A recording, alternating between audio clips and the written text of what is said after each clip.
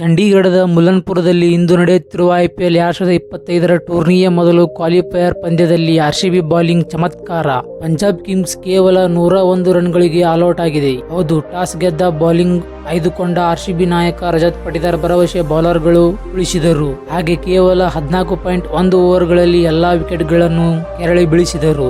ಶರ್ಮಾಗೆ 3 wicket. RCB ಬೌಲರ್ಗಳಾದ Suyash Sharma 3 wicket ಕಬಳಿಸಿದರೆ ಯಶ್ ದಯಾಳ್ ಹಾಗೂ ಜೋಶ್ ಹಜಲ್ವುಡ್ ತಲಾ ವಿಕೆಟ್ ಪಡೆದರು. ಭುವನೇಶ್ವರ್ ಕುಮಾರ್ ಹಾಗೂ ಶೆಪರ್ಡ್ ತಲಾ ಒಂದೊಂದು ವಿಕೆಟ್ ಕಬಳಿಸುವ ಮೂಲಕ ಪಂಜಾಬ್ ಕಿಂಗ್ಸ್ ತಂಡವನ್ನು ಕೇವಲ 101 ರನ್ಗಳಿಗೆ ಕಟ್ಟು ಹಾಕುವಲ್ಲಿ ಯಶಸ್ವಿಯಾಗಿದ್ದರು.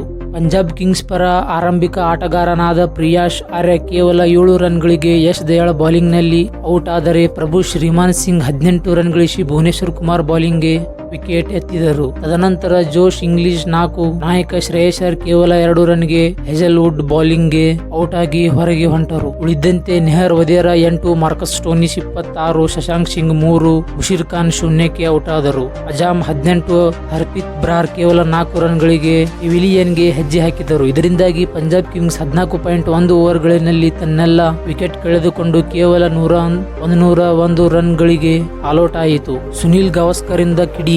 ಕ್ವಾಲಿಫೈಯರ್ ಹಂತದವರೆಗೂ ಬಂದು ಕೇವಲ 101 ರನ್ ಗಳಿಸಿರುವ ಪಂಜಾಬ್ ಕಿಂಗ್ಸ್ ವಿರುದ್ಧ ಮಾಜಿ ಕ್ರಿಕೆಟ್ ಆಟಗಾರ ಸುನಿಲ್ ಗವಾಸ್ಕರ್ ಕಿಡಿಕಾರಿದ್ದಾರೆ. ನಿರ್ಣಾಯಕವಾದ ಪಂದ್ಯದಲ್ಲಿ ಶ್ರೇಯಸ್ ಅಯ್ಯರ್ ಬೇಗನೆ ಔಟ್ ಆಗಿದ್ದಕ್ಕೆ ಸುನಿಲ್ ಗವಾಸ್ಕರ್ ಗರಂ ಆಗಿದ್ದಾರೆ. ಶ್ರೇಯಸ್ ಅಯ್ಯರ್ ಅವರ ಔಟ್ ಆಯ್ಕೆಯನ್ನು ಪ್ರಶ್ನಿಸಿದ್ದಾರೆ. ಅವರು ಶಾಟ್